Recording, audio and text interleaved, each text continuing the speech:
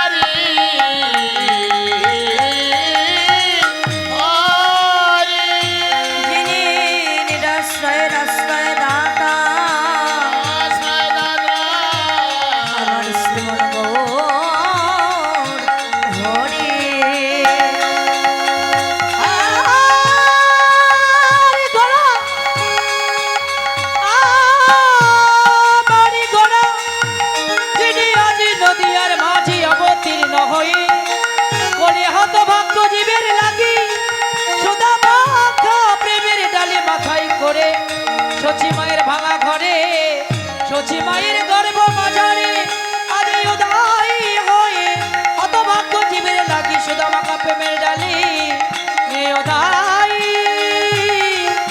উদয় হয়েছে।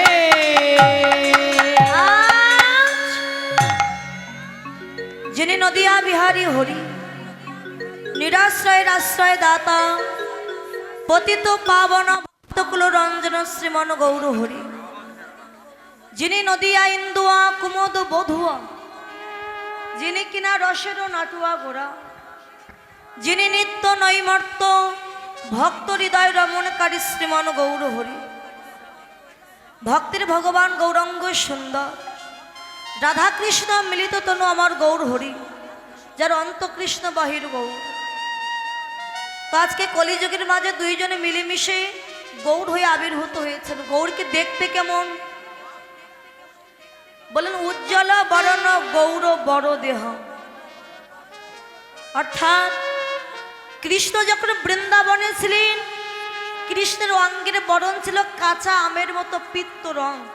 আম যখন কাঁচা থাকে দেখবেন পিত্ত রং থাকে, কৃষ্ণের অঙ্গের বরণটা ঠিক তেমন ছিল। কিন্তু কলিযুগে যখন ভগবান গৌরূপে এসেছেন তার অঙ্গের বরণ কেমন? আম যখন পেকে যায়, আমের রঙের বরণ কেমন হয় মা? আম পেকে গেলে কেমন হয় বরণ? হলুদ পরিষ্কার লাল বরণ হয়ে যায়।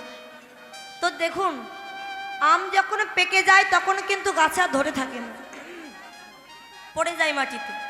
তা বৃন্দাবনে কৃষ্ণ চিন্তা করলেন, আমি আছি বৃন্দাবন, এসেছি আমি আমার ভক্তের নাগালের বাইরে।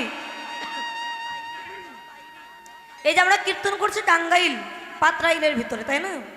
এখান থেকে বৃন্দাবন অনেক দূরে, আমাদের নাগালের বাইরে। আমরা কিন্তু ভগবানের সঙ্গ পাচ্ছি।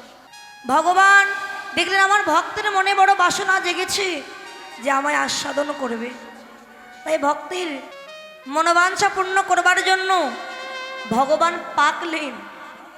কাঁচা বরণ ত্যাগ করে ভগবান ভক্তের জন্য কি করলেন? পেকে হলুদ বরণ ধারণ করলেন। আর বৃন্দাবন পরিত্যাগ করে ভগবান ভক্তের জন্য এসেছেন নদিয়া নবদ্বীপে। কাঁচা বরণ ত্যাগ করে হলুদ বর্ণ হয়ে নদিয়া নবদ্বীপে এসেছেন উজ্জ্বল বরণ। সোনার মতো উজ্জ্বল আমার গৌরাঙ্গ সুন্দর রঙ্গের বরণ, এত সুন্দর রূপ। আর নদিয়ার নাগরী বিষ্ণুপ্রিয়া বেলি অবসানকালে অর্থাৎ সন্ধ্যাবেলা গিয়েছিলেন সুরধনী গঙ্গায় জল আনবার জন্য। যখন গেছে গঙ্গায় জল আনতে, শূন্য গাগরিটা নিয়ে গঙ্গার জলে ডুবিয়ে দিয়েছে। হঠাৎ দেখতে পেলেন সুরধনীর তীরকে আলোকিত করি এক অপূর্ব রূপের মানুষ দাঁড়িয়ে আছে। সেই মানুষটি আজান লম্বিত বাহু। আজান লম্বিত বাহু কাকে বলে? এই যে আমরা মানুষ, আমরা যার যার হাতের মাপে কয় হাত? 3.5 হাত। গৌরাঙ্গ সুন্দর যখন দাঁড়িয়ে থাকতেন তার হাত অনায়াসে হাঁটুর নিচে পড়ত। এই যে হাঁটুর নিচে পড়তো, এই জন্য হাঁটুর নিচে যাদের হাতে পড়ে তাদেরকে বলা হয় আজান লম্বিত বাহু। এ হাত আমরা 3.5 হাত যার যার হাতের মাপে, কিন্তু গৌরাঙ্গ মহাপ্রভু ওই যে লম্বা হাত প্রভু, ওই লম্বা হাতের মাপে ছিল 4 হাত লম্বা। কত বড় সেই মহাপ্রভু লম্বা ছিলেন। মহাপ্রভু যখন হরিনাম সংকীর্তন করে ঘরে আসতেন হাজার হাজার ভক্তগণকে নিয়ে, সচিমাতা হাজার হাজার ভক্তের মধ্য থেকে চিনতে পারতেন যে তার নিমাই কোনজন। ও দিদি, ওই দেখ আমার নিমাই আসছে। নদিয়া নাগরিকগণ বলেছিলেন, সচিরি তুই হাজার হাজার ভক্তের মধ্যে কেমন করে জানলি যে ওইটা তোর নিমাই? সচিমাতা বলেছিলেন, দিদি তোরা কি জানিস না আমার নিমাইয়ের মতো লম্বা নদিয়া নবদ্বীপের আর দ্বিতীয় কেউ না। ওই দেখ সবার চাইতে উঁচু আমার নিমাই, ওই তো আমার নিমাই ঘরে ফিরে আসছে। এই যে আজান লম্বিত বাহু, দেখলাম গলদেশে বনফুলের মালা, শ্রবণে আছে কুণ্ডল, বদনে শোধামাকা হরিণা। সেই রূপের মানুষকে দর্শন করে নাগরীর আর জল ভরার কথা মনে নাই।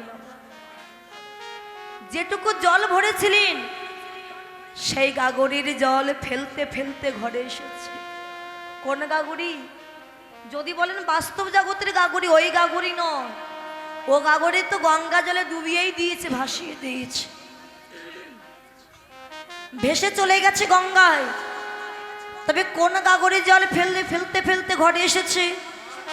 এই যে 2 নয়ন গাগরির জল ফেলতে ফেলতে নাগরী আমার ঘরে ফিরে এসে তার বাল্য সঙ্গিনী কাঞ্চনার কণ্ঠ জড়ায়ে ধরে কেঁদে কেঁদে বলে, ওরে কাঞ্চনা রে, ওরে নদিয়া নবদ্বীপের ভাগ্যাকাশের তলদেশ এমন এক রূপের মানুষ আবির্ভূত হয়েছে, তা তো আমারই আগে জানা ছিল না রে নাগরী। আমি গেলাম ভালো সুরধনী গঙ্গায় জলে আনিতে, কিন্তু কেন হয়ে গৌর রূপে আমার নয়ন গেল।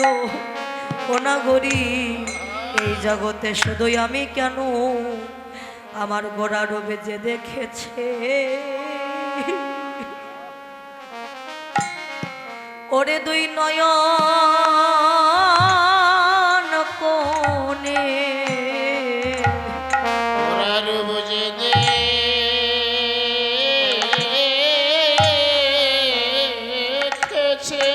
গৌরহরি আমার দুই নয়ন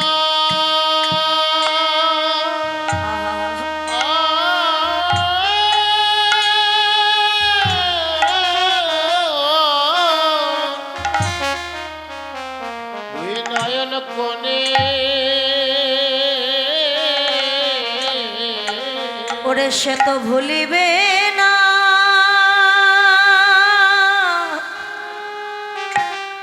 ভুলিবে না তার জীবন গেলে, আমার গোড়া ডুবে যে দেখেছে আমার দুই নয়ন কোণে সে তো ভুলিবে না। নিতাই গৌর হরি বল হরি বল। আ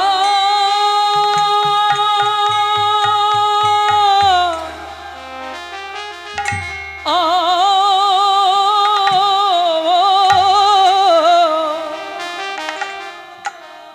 বলিবে না। আরে জীবন গেলে তোর জীবন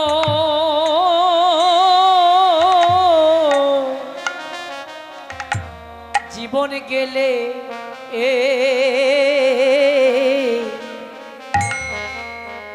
ওরা বুঝে দেখেছে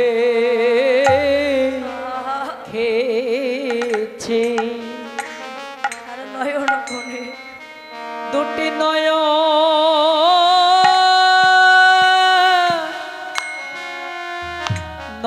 কোণে গোড়া রবে যে দেখেছে একবার নয়ন কোণে, তার তো বাস্তব জগতের ফাঁকা ঘরে আর মন বসে না। সেই ভক্ত সদাই কেঁদে কেঁদে কি বলে জানো, আমি কোথায় গেলে পাবো এমন গৌর ভক্তের সঙ্গ। আমি কোথায়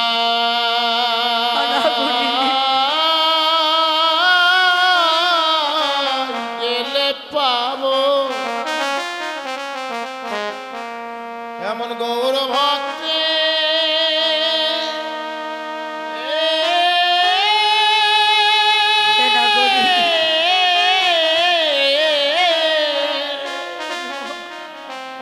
এমন গৌর ভক্তের সঙ্গ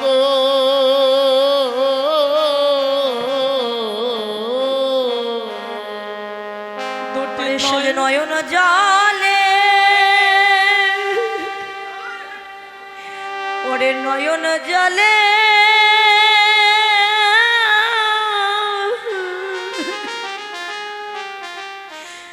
দুটি নয়ন জলে কেঁদে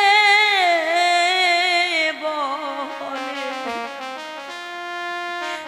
আমি কোথায় গেলে পাবো গেলে পাবো এমন গৌর ভক্তের,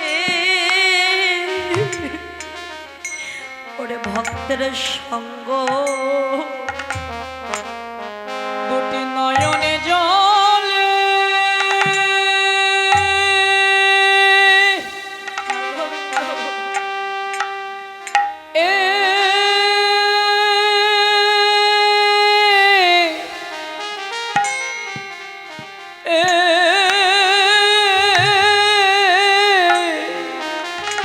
নাগরী দুটি নয়নে জলে কেঁদে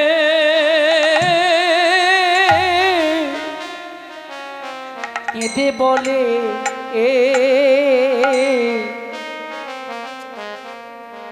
আমি কোথায় গেলে পাবো আমি পাব ভক্ত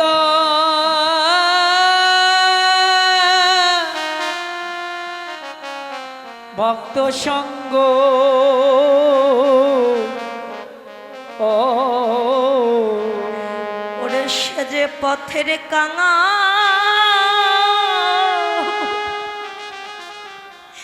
কাঙাল হয়ে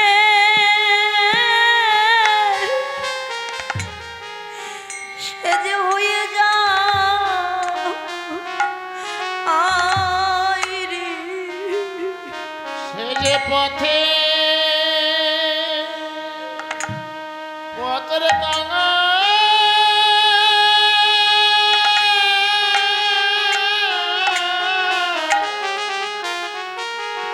কাঙাল হয়ে যা কাঙাল হয়ে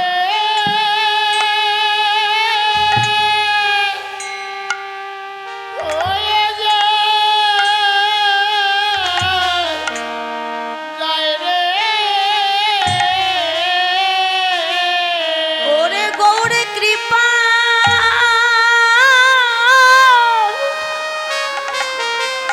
ওরে গৌরে কৃপা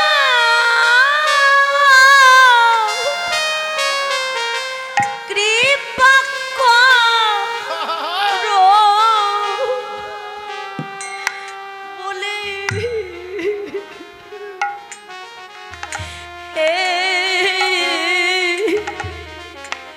সে যে পথের কাঙা ওরে পথের কাঙা কাঙাল হয়ে যাই রে এ যে গৌরী কৃপা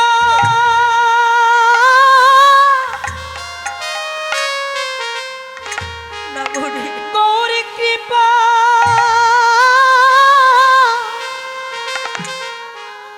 করো করো বলে রে বলে এ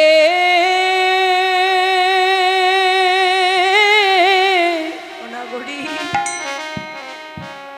সে যে পথের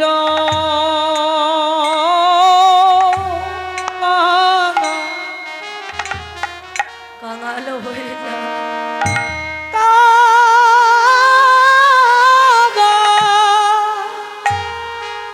হয়ে যাই রে ও না গৌরী যে রূপ তুই দর্শন করেছিস আমার মনে হয় কি জানি তুই বুঝি আর ঘরে থাকতে পারবি না রে গৌরূপে যে নয়ন দেয় সে যে জন্ম জন্মান্তরে পথের ভিখারি হয়ে যা ঘর ছেড়ে সে যে রাস্তায় রাস্তায় হা গৌর প্রাণ গৌর বলে কেঁদে বেড়ায় আর কেঁদে কেঁদে কি বলে জানিস ভক্ত সমাজে গিয়ে সাধু সঙ্গের বাজারে গিয়ে বলে ভক্ত রে একবারে আই ভক্ত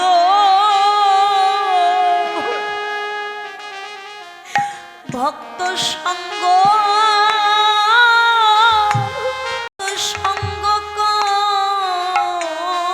করি একবার আয়া হরি ধাই গৌর হরি বল হরি বল আয় ভক্ত সঙ্গ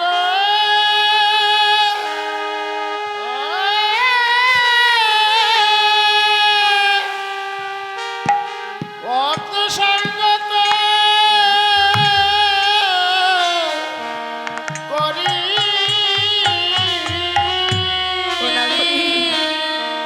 ওই রূপ দর্শন করে রাজশাহী নরোত্তম দাস ঠাকুর জমিদারের পুত্র হয়েও জমিদারি ত্যাগ করে পথে পথে ঘুরেছিল পাগল কাঙাল হয়ে আমার সনাতন গোস্বামী রূপ গোস্বামী ভক্ত রঘুনাথ দাস গোস্বামী সকলেই পথের ভিখারি হয়েছিলে শুধু গৌরকে ভালোবেসে এই যে রঘুনাথ দাস গোস্বামী শিশুকাল থেকে গৌরের প্রতি যে প্রেম ভালোবাসা ঘরে থাকতে মন বসে না। জমিদারের পুত্র হয়ে জমিদারি ত্যাগ করে পথে পথে কাঙালের মতো ঘুরেছিল, যে কোথায় গেলে পাবো আমার গৌর হরিণী কৃপা, কোথায় গেলে আমার ভক্তের কৃপা পাবো। রঘুনাথ দাস গোস্বামীর পিতামাতা দেখছে সন্তান তো আমার কৃষ্ণ ভক্ত হয়েছে, একটি মাত্র পুত্র আমার। এখন আমার ইচ্ছে যে আমার এই জমিদারি বিশাল সাম্রাজ্য আমার পুত্রকে দেব, কিন্তু আমার পুত্র তো সংসারেই থাকতে চায় না। তবে আমার সন্তান যদি চলে যায়, আমার একটি মাত্র পুত্র, আমি যে সন্তান হারা হয়ে যাব। রঘুনাথ দাস গোস্বামীকে ঘরে ডাকতে গেলে একটি মাত্র উপায় আছে। কি উপায়? তাকে বিবাহ দিতে হবে।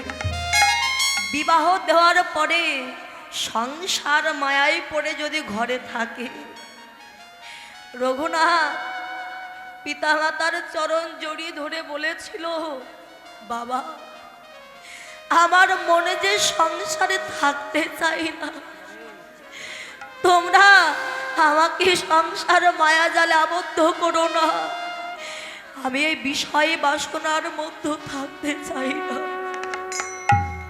বিষয় থাকিতে কৃষ্ণ প্রেম নাহি হয়, বিষয়ের দূরে কৃষ্ণ প্রেমে জানিব নিশ্চয়। কিন্তু শুনলেন না, জোর করে রঘুনাথকে বিবাহ দিলে। যে কন্যার সঙ্গে বিয়ে দিয়েছে তার নাম হচ্ছে সরোজ। বিবাহ হয়েছে, বিবাহের পরদিন বাসর রাত্রে সরোজ বসে আছে বাসর ঘরে, আর রঘুনাথ দাস তিনিও কিন্তু ওই বাসর ঘরে বসে অঝর ঝরায় নয়নের জলে বুক ভাসায় কাছে।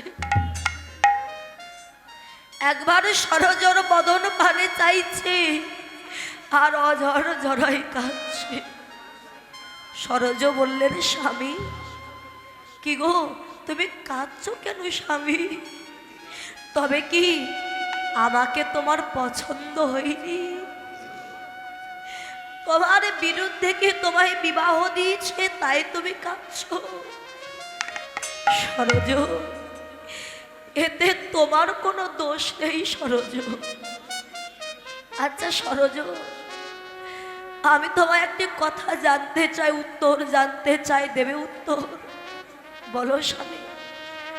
আচ্ছা তুমি যে এই ঘরে এসেছো আমার সাথে বিবাহ করে, বলো তো তুমি এই সংসারের কি হও? স্বামী, গুরুজনার বদনে শ্রবণ করেছি, যে ঘরে যে কন্যার বিবাহ হয় সেই গৃহের গৃহলক্ষ্মী হয়ে সে ভিতরে প্রবেশ করে। আমি এই ঘরের লক্ষ্মী। সরোজ, তুমি তো ঘরের লক্ষ্মী, তোমার সঙ্গে আমার বিবাহ হয়েছে, বলো তো তুমি আমার কে হও? স্বামী, গুরুজনার বদনে শুনেছি, যার সঙ্গে যে কন্যার বিবাহ হয় সেই কন্যা তার সহধর্মিণী হয়। সরোজ, আচ্ছা সহধর্মিণী যে বললে, সহধর্মিণীর কথার অর্থ বোঝো? হ্যাঁ স্বামী, আমি শুনেছি স্বামী যদি কখনো ধর্মের পথে যেতে চায়, যে স্ত্রী সাহায্য করে সহযোগিতা করে জগতে সেই তো সহধর্মিণী। সেই তো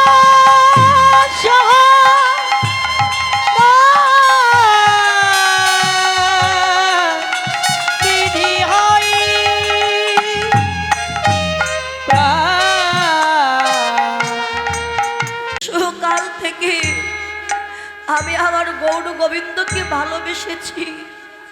আমি চেয়েছিলাম আমার গৌর হরির চরণে গিয়ে একদিন আমি কৃষ্ণ কৃপা লাভ করব, কিন্তু আমার বাবা মা শুনলো না, জোর করে তোমার সঙ্গে আমার বিবাহ দিয়ে দিয়েছে। এতে তোমার কোনো দোষ নেই সরজ। সরজ, একটু আগে না বললে তুমি আমার সহধর্মিণী? পারবে তুমি সরজ, পারবে তুমি আমার সহধর্মিণী হয়ে আমাকে ধর্মের পথে যেতে আমায় সাহায্য করবে? সরজ, আমি যদি ঘরে ছেড়ে চলে যাই, তাই আমার বাবা এই ঘরের দুয়ারে কত দাড়ি দেখো নিযুক্ত করে রেখেছে, যাতে সবাই ঘুমিয়ে পড়লে যদি আমি চলে যাই, সরজ তোমার চরণ ধরে আমি নিবেদন করছি, মায়া জালে সংসার জালে তুমি আমায় বেঁধে রেখো না। আমায় যেতে হবে আমার গৌরহরির চরণে। ওমা, বিবাহের পরদিন রাত্রে যদি স্বামী বলে আমি ঘর ছেড়ে চলে যাব, কোন স্ত্রী কি সহ্য করতে পারে? সরজ, তোমার উপর নির্ভর করছে তোমার স্বামী ধর্মের পথে যাবে নাকি সংসারে থাকবে। সরজ, বুকে পাষাণ চাপা রেখে কাঁদতে কাঁদতে বললেন, স্বামী তুমি না চাইলেও আমি তোমাকে ধর্মের পথে যেতে দিতাম। স্বামী, আমি যে তোমার সহধর্মিণী, বলো তুমি কি চাও? সরজ, যদি দিতে হয় তবে তুমি আমার হাত ধরে শুধু এই ঘর থেকে নয়, এই সংসার থেকে তুমি আমায় পথে নামায় দিয়ে এসো। সরজ, আমি এই মায়ার সংসার পরিত্যাগ করে চলে যাব। সরজ স্বামীর হাত ধরে ঘরের দুয়ার খুলে দিয়ে দুইজন চলে যাচ্ছে। প্রহরীগণ দেখছে যে দুইজন একসাথে আছে, তাহলে আর চিন্তা না, এই চল আমরা গিয়ে ঘুমিয়ে পড়ি, দুইজন একসাথে আছে। কিন্তু তারা তো জানে না এই হলো রঘুনাথের শেষ বিদায়। স্বামীর হাত ধরে সংসার থেকে একেবারে যখন রাস্তায় এসে দাঁড়িয়েছে দুইজন, রঘুনাথ দাস যখন চলে যাচ্ছে, সরযোগী স্বামীর চরণ দুখানা জড়িয়ে ধরে কাঁদছে, স্বামী তুমি তো চলে যাচ্ছ, আর যদি কোনোদিন তোমার সঙ্গে আমার দেখা না হয়, যাওয়ার আগে তুমি আমাকে কি আশীর্বাদ দিয়ে যাও। বলো সরজ, তুমি কি আশীর্বাদ চাও? যা চাইবে আমি তোমায় তাই দিয়ে যাব। স্বামী, যাওয়ার আগে তুমি যে পাদুকার উপরে দাঁড়াইয়ে আছো, ওই পাদুকা দুখানা একবারে আমার কাছে দাও। আমি ঘরে গিয়ে যত্ন করে তুলে রাখবো। স্বামী গো,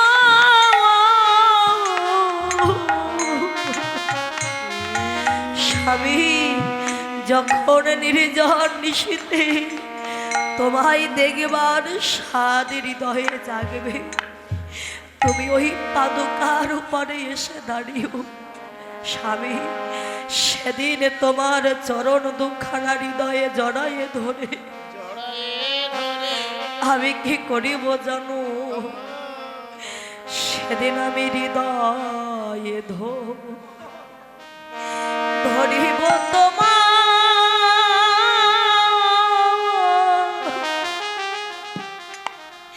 তোমারও দুটি চরণ গো।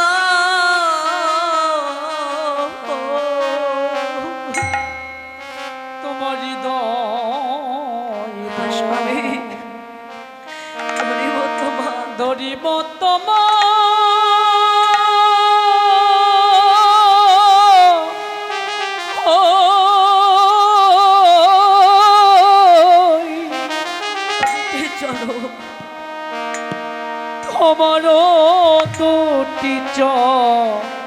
স্বামী চরণ গো ও ও ও আর নয়নে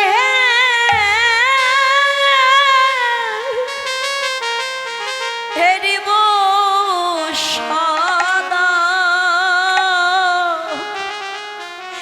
তোমার সোচাদব বদন গো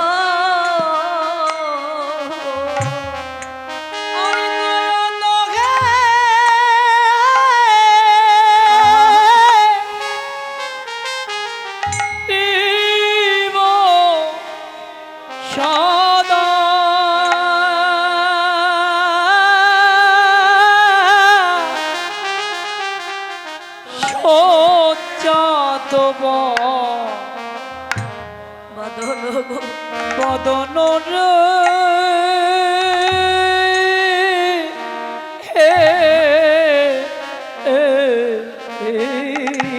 সেদিনে যেন চরণ ছাড়া আমায় করো না। সেদিন যেন চরা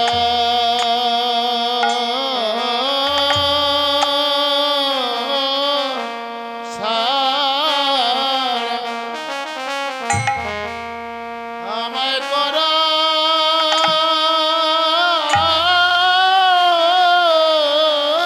রাধে আমায় করো না গো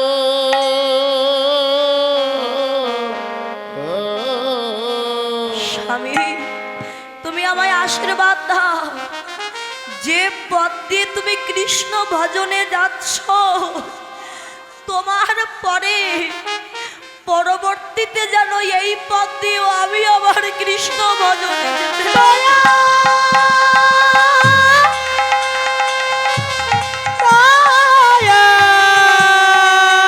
ভাই ও গোয়া স্বামী দয়াময়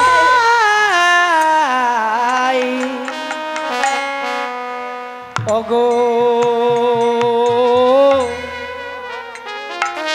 স্বামী সরজোর কাছ থেকে বিদায় নিয়ে চলে গেলেন আমার গৌর হরির চরণে দয়াময়। আমি সব ছেড়ে পিতার সাম্রাজ্য ফেলে আমি তোমার কাছে ছুটে এসেছি গৌর হরি। তুমি আমায় দীক্ষিত করো প্রভু, ওই তোমার স্বরূপ ভোলা মন্ত্রে আমায় দীক্ষা দাও, যাতে আমি আমার কৃষ্ণ কৃপা লাভ করতে পারি। রঘুনাথ তুমি কি এ কাজ পারবে? তুমি তো জমিদারের ছেলে, সবার দ্বারা তো সব কাজ সম্ভব নয়। কেননা ভালো না খাইবে, ভালো না পড়িবে, ওই গাছতলা হবে তোমার সাথ। তুমি কি পারবে? গৌর হরি এখান থেকে ঢাকা যেতে হয় কোন পথে আমি চিনি, কিন্তু গৌর হরি এখান থেকে আমি আমার কৃষ্ণ চরণে যাব কোন পথ দিয়ে, সেই পথের সন্ধান তো আমি জানি না। দয়া করে বলে দাও স্বামী, একবার বলে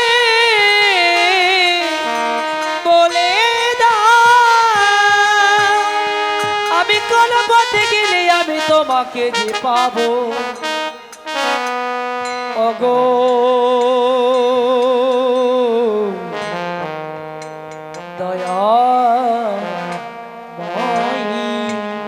মহাপ্রভু স্বরূপকে ডাক দিলেন, স্বরূপ তুমি আমার রঘুনাথকে দীক্ষা শিক্ষা দাও। দীক্ষা শিক্ষা দিলেন, রাজ আভরণ ত্যাগ করে গেরুয়া বসন অঙ্গে পরিধান করলে। শোনো রঘুনাথ, তুমি যে সন্ন্যাসী হয়েছ সন্ন্যাসীর ধর্ম কি জানো? কোথাও তুমি এক দণ্ড দাঁড়াতে পারবে না, সদাই ছুটতে থাকবে কোথায় গেলে আমার কৃষ্ণ কৃপা হবে। শোনো, দিনে একবার সেবা করবে, তবুও যদি তোমাকে কেউ কিছু দেয়, তারপরে যদি কেউ কিছু না দেয় তুমি সেবা করতে পারবে না।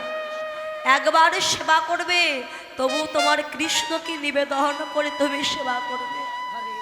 চলে গেলেন পুরীধামে, পাগলের মতো ছুটতে ছুটতে যাচ্ছে, কৃষ্ণ কৃপা কোথায় হবে। দেখতে পেলেন সেখানে পাণ্ডারা এমন হাজার হাজার ভক্ত বৈষ্ণব সেবা দিচ্ছে। সেবা দেওয়ার পরে তারা বাহিরে গিয়ে দেখে কোথাও কেউ অভুক্ত অবস্থায় আছে কিনা। রঘুনাথ দাস একটা বৃক্ষের নিচে দাঁড়িয়ে আছে।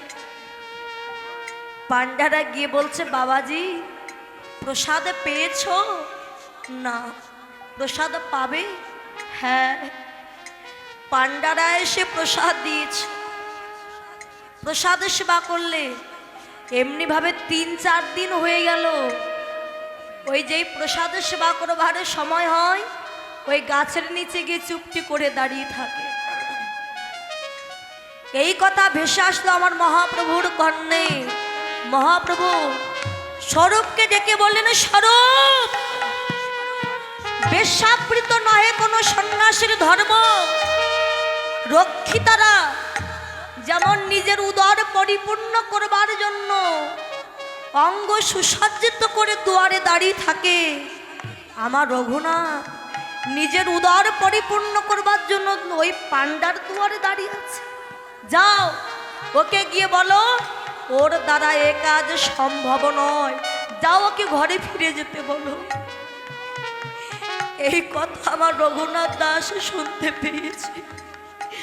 রঘুনাথ কেঁদে বললেন, গৌর হরি, গৌর হরি, যত দুঃখ দাও না কেন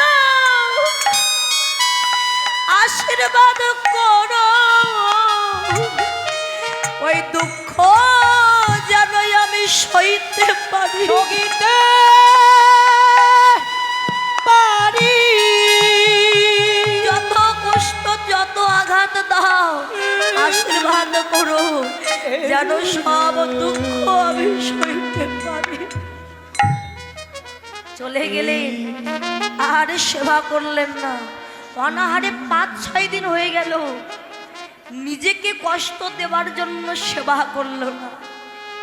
হঠাৎ চিন্তা করলেন, যাকে পাওয়ার জন্য আমি এত দূর ছুটে এসেছি,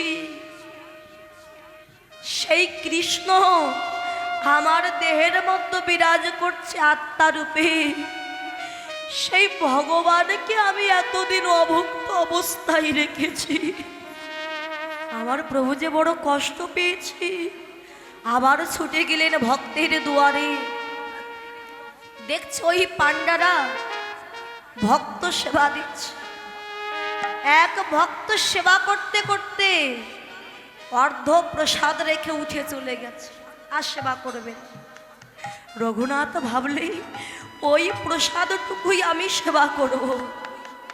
প্রসাদে নেওয়ার জন্য যেই এগিয়ে যাচ্ছে, এদিকে ঝাড়ুদার এসে ওই প্রসাদ নিয়ে পচা নর্দমায় গিয়ে ফেলে দিয়েছে। আর প্রসাদ পাওয়াও হলো না। একজনকে প্রশ্ন করছে, বাবাজি বলতে পারো এই প্রসাদ কোথায় গিয়ে পড়ে? তিনি বললেন, এই নর্দমা গিয়ে মিলিত হয়েছে ওই গঙ্গার জলে। গঙ্গার ঘাটে যত প্রসাদ আমরা ফেলে দিই সব গিয়ে গঙ্গার জলে গিয়ে পড়ে। এটা শুনতে পেয়ে পাগলের মতো ছুটে গেছে। যেখানে নর্দমা উঁচু, নর্দমার নিচে আমার রঘুনাথ দুটি কর পেতে অপলক নেত্রে তাকিয়ে আছে। কখন আমার প্রভুর কৃপা হবে, কখন ওই প্রসাদ এসে আমার হাতে এসে পড়বে, আমি আমার গোবিন্দ সেবা দেব। সকাল থেকে তাকিয়ে আছে, কিন্তু প্রসাদ আসলো না। যেই সন্ধ্যা হয়ে যাবে ঠিক সেই সময় হঠাৎ ওই নর্দমা দিয়ে ওই প্রসাদ এসে পড়ল আমার রঘুনাথের করে। এই তো এই তো এই যে আমি পেয়েছি আমার প্রভুর জন্য প্রসাদ, আমার গোবিন্দের জন্য আমি প্রসাদ পেয়েছি। 3-4 দিন হয়ে গেছে, কত প্রসাদ ছিল তো সব পচে নষ্ট হয়ে গেছে বাবা। সেই প্রসাদগুলো নিয়ে গঙ্গার জল দিয়ে ধৌত করে এক একটি করে অন্য একটি পাত্রে রেখেছে। ওই প্রসাদের উপরে একটা তুলসীর পাতা নিবেদন করে গোবিন্দের সম্মুখে দিয়ে বলছে, দয়াময়, আমি তো পথের কাঙা, আমার তো দেওয়ার মতো কিছু না, তুমি আমায় যা দিয়েছ দয়া, আমি তোমায় তাই দিয়ে তুমি আমায় যা দিয়েছ হে গোবিন্দ। দয়া,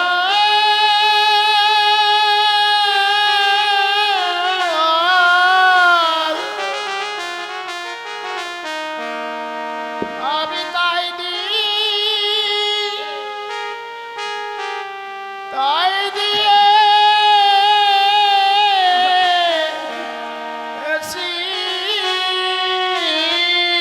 আমার যে দেবার মতো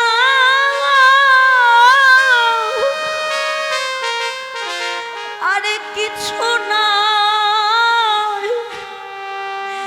দয়া,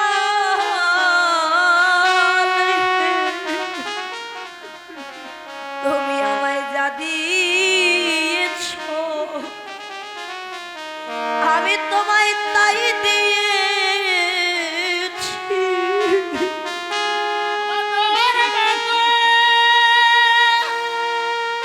আনি তাই গৌর হরি বল, হরি বল।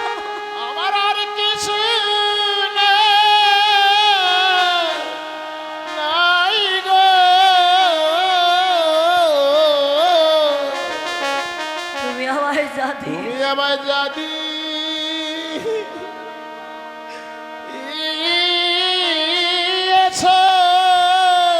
হে গোবিন্দ, আমি তাই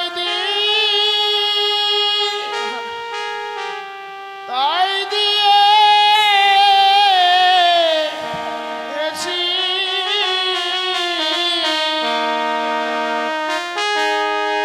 তুমি আমি পথের কাঙা, দেবার মতো আর কিছু নয় দয়া, তুমি আমায় যা দিয়েছ আমি তাই দিয়েছি।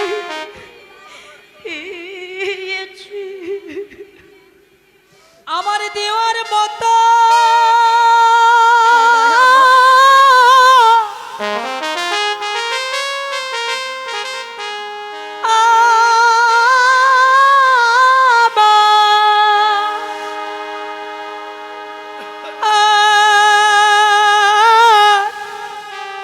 কিছু নয়, নয়, নয়।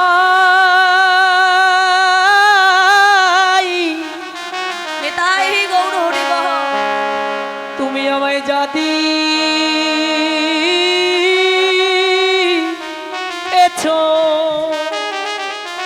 আমি তাই দিয়েছি। আমি তাই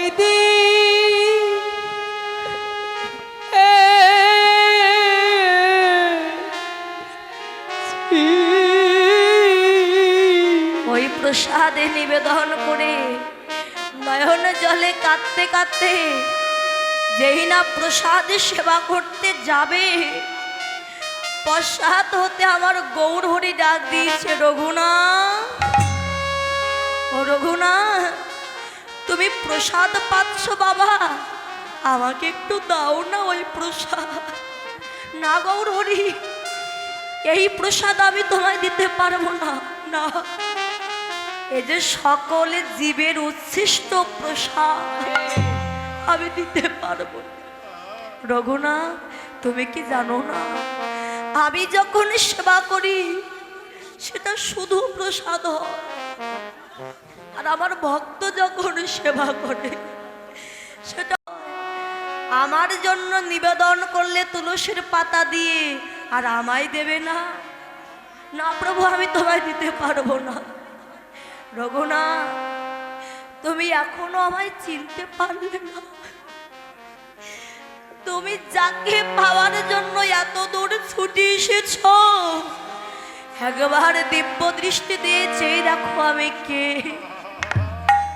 দিব্য দৃষ্টি দিয়ে দেখতে পেলে আমার পদ্ম পলাশ লোচন গোবিন্দ দাঁড়াইয়ে আছে। রঘুনাথ ছুটে গিয়ে আছাড় খেয়ে পড়েছে প্রভুর চরণে। চরণে দয়াময়, আমি যে তোমায় চিনতে পারিনি।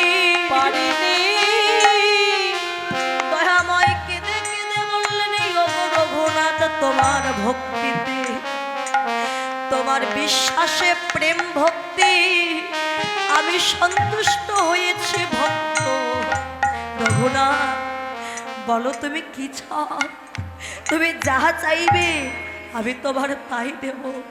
হে গোবিন্দ, আমি চাওয়ার মতো আমার কিছু নাই দয়া, শুধু আমায় এই আশীর্বাদ করো প্রভু, আমায় যখন যে কুলে জনম দাও না কেন, আমি তোমার চরণ পাইবা না পার, তাতে আমার কোনো দুঃখ নাই দয়া, শুধুই আশীর্বাদ করো ভবের বাজারে গিয়ে যেন তোমার ভক্তের চরণ ছাড়া আমায় যেন করো।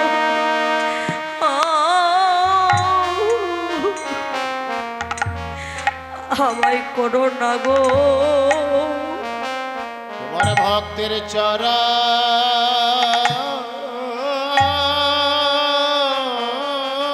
ছাড়া আমায় করো।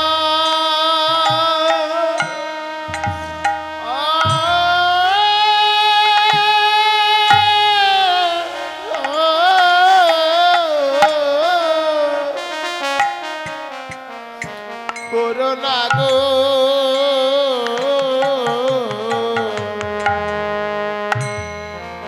আমার জনমে জনমে আমায় যে কুলে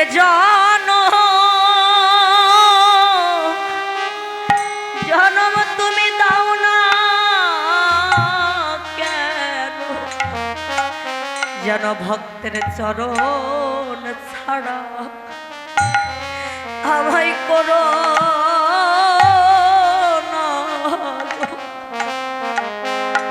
আমায় কুলে জানো গোবিন্দ নিতাই গৌর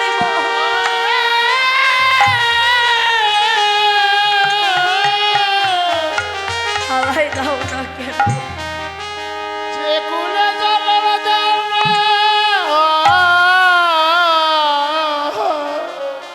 গোবিন্দ দাও না কেন,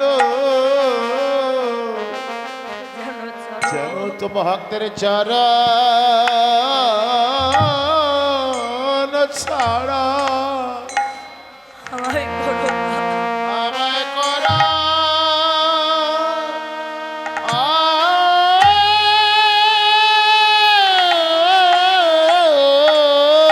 রাধে রাধে, আমায় করো না গো, আমি যেন হা কৃষ্ণ বলে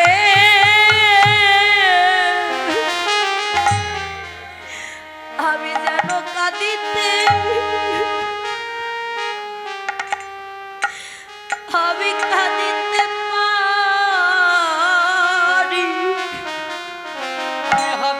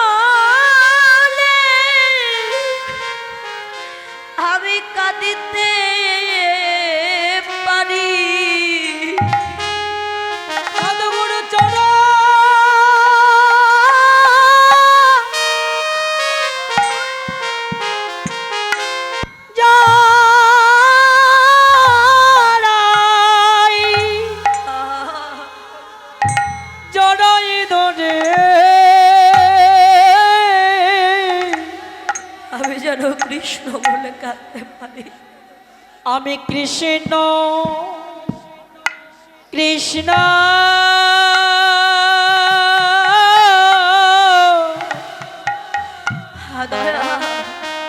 বলে কাঁদিতে কাঁদিতে পারি আমি যেন ভক্ত সঙ্গ করিতে পারি। ভক্ত সঙ্গ হে গোবিন্দ, করিতে পারি। শুধু এ জন্মে নয়, দয়াল জন্মে জন্মে আমি যেন ভক্ত সঙ্গ করিতে পারি। জনমে নয় জনমে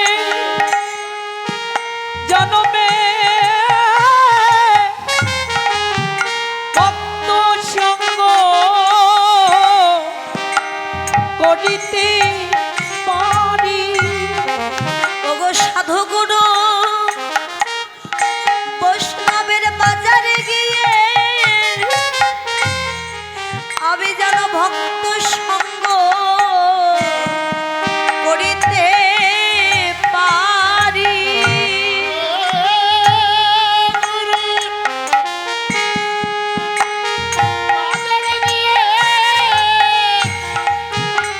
ভক্ত সঙ্গ করিতে পারি। আমি কাঙাল বলে যাই, আমায় দিও না ফেলে। প্রভু আমি কত জন্মে অপরাধী। কাঙাল বলে আরে নাই গৌর প্রিয় না পেলে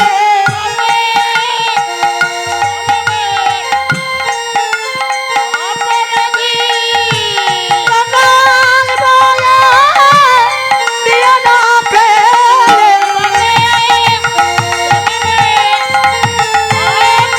শুধু এ জন্মে জনমে জনমে ভক্ত সঙ্গ করিতে পারি। তারার ছাড়া করো তাকে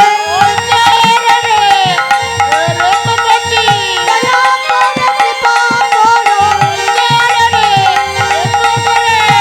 ছাড়া করো তাকে তোমার ছাড়া নির্বাস করে রেখো। চরণের দাস করে রেখো। রেখো রেখো ওই চরণে আমার করে রেখো রঘুনাথ, তোমার প্রেম ভক্তিতে আমি তোমায় বর দিলাম। তুমি শুধু রঘুনাথ নও, আজ থেকে তোমার নাম হচ্ছে ভক্ত রঘুনাথ দাস। প্রভু, যখন দাস উপাধি তুমি আমায় দিলে, আশীর্বাদও করো জন্মে জন্মান্তরের জন্য তোমার চরণের দাস হয়ে আমি ভক্তের চরণের দাস হতে পারি। তোমার কৃপা হোক বা না হোক, ভক্তের চরণে যদি দাস হতে পারি, আর ভক্তের কৃপা হলে একদিন না একদিন আমি তোমার কৃপা লাভ করতে পারবো। ভগবান বললেন, আমার নাম করে যদি কোনো ভক্ত কেঁদে মরেও যায়, সে কোনোদিন আমার কৃপা পায় না। পায় কখন? যদি আগে সে আমার ভক্তের চরণের দাস হতে পারে। সাধুগুরু বৈষ্ণবের যদি কৃপা হয় তবেই সে আমার কৃপা লাভ করতে পারে, তার আগে নয়। আজকে নদিয়ার নাগরিক কাঞ্চনা বিষ্ণুপ্রিয়াকে বললেন, বিষ্ণুপ্রিয়া, আমার মনে হয় ওই রঘুনাথের মতো, ওই সনাতনের মতো তুইও বুঝি পথের ভিখারি হয়ে যাবে।